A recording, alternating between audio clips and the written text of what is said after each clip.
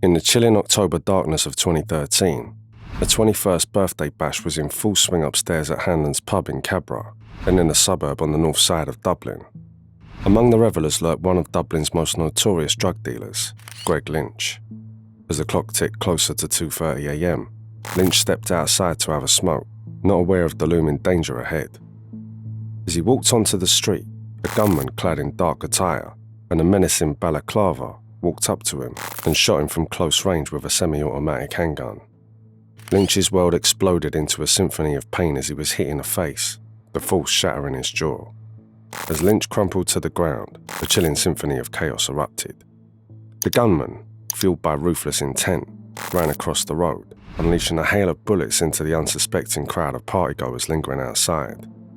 Amidst the frenzy, 3 innocent female bystanders found themselves wounded by the indiscriminate onslaught of gunfire.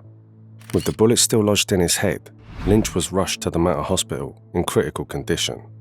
There he fell into a coma, and his fate hung by a thread as medical teams fought tirelessly to keep him alive. After the shooting, the gunman disappeared into the waiting embrace of a light-coloured BMW, strategically positioned by an accomplice. Soon, the pieces of the puzzle began to fall into place, revealing the sinister puppet master pulling the strings behind the shooting was none other than Europe's biggest crime lord. Curious about the identity of the criminal left clinging to life that fateful night and the motives driving such a brazen murder attempt? Join me in this video as I tell you his story.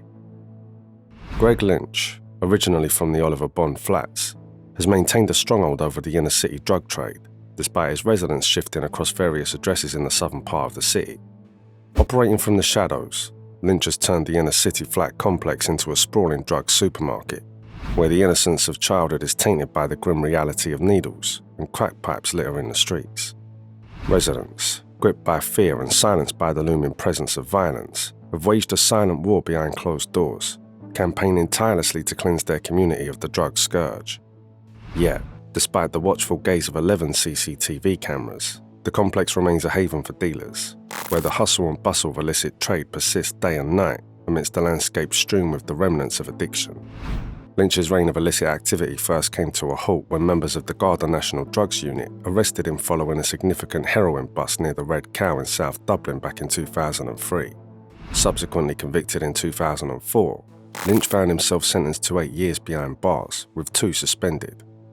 After his release, Lynch, who was also a close associate of enforcers Gerard Hatchet Kavanagh and Paul Rice, soon became a pivotal figure within the notorious Kinahan cartel, holding sway over the cartel's operations on the streets of the South Inner City.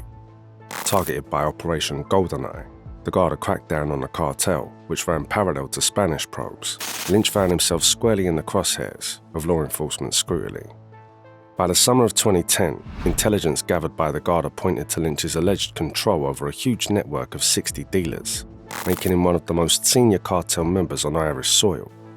Navigating the streets in opulent top-of-the-range jeeps, chauffeured by his personal driver, Lynch found himself firmly entrenched at the summit of law enforcement's hit list when it came to targeting senior members of the Kinahan cartel.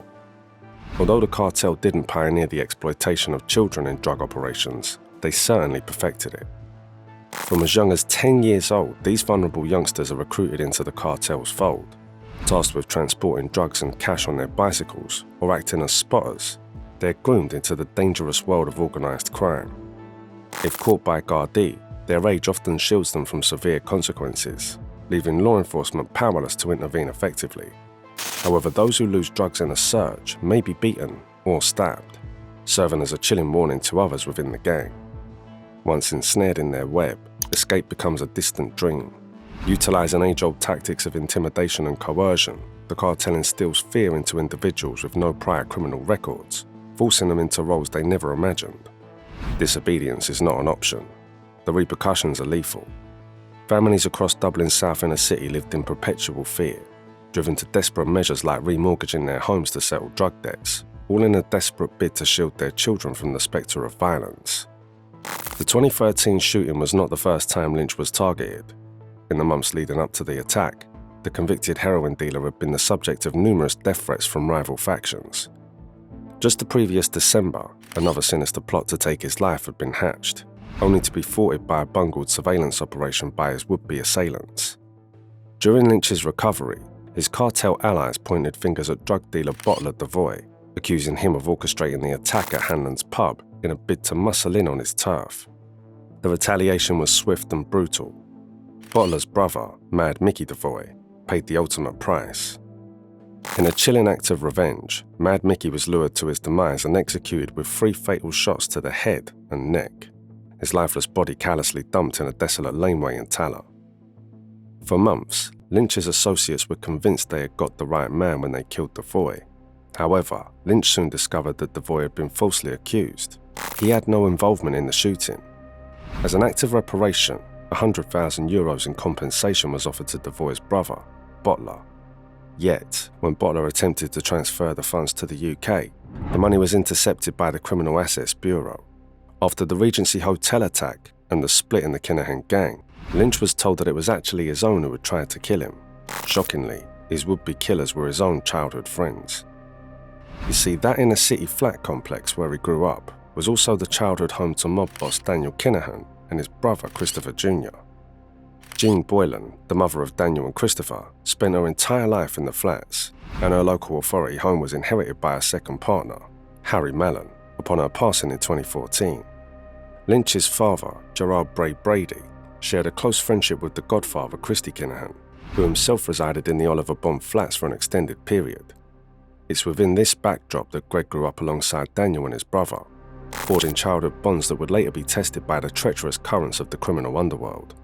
Lynch soon learned that he had been targeted for elimination by Fat Freddie Thompson, yet another childhood friend. Thompson's ire stemmed from a romantic liaison Lynch had with a woman, a betrayal that ignited a deadly vendetta. Seeking approval from Daniel Kinahan, Thompson requested permission to eliminate Lynch, a request that was seemingly granted, though the motive behind Kinahan's sanction remains unclear, given Lynch's esteemed status as one of his top dealers. Surviving the assassination attempt, Kinahan and Thompson concocted a fabricated narrative, pinning the blame on Devoy and leading to the death of his brother. The tangled web of betrayal and deceit among childhood friends ultimately unraveled, leaving behind a trail of devastation and shattered loyalties. In the years that followed, Lynch chose to distance himself from his former comrades in the gang after uncovering the truth behind his near-death experience. Despite carrying the heavy scars of that fateful shooting for years, which left his face paralyzed, Lynch has recently unveiled the remarkable results of extensive cosmetic surgery. Thanks to these costly procedures, he now boasts a rejuvenated appearance, looking virtually unrecognizable from his former self. Following numerous surgeries, Lynch has confidently returned to the spotlight, once again posing for photographs during his nights out, signaling his triumphant resurgence from the shadows of his past. That was it for today's video. What are your thoughts on today's topic? Let us know in the comments, and don't forget to like the video and subscribe to our channel if you'd like to see our next videos.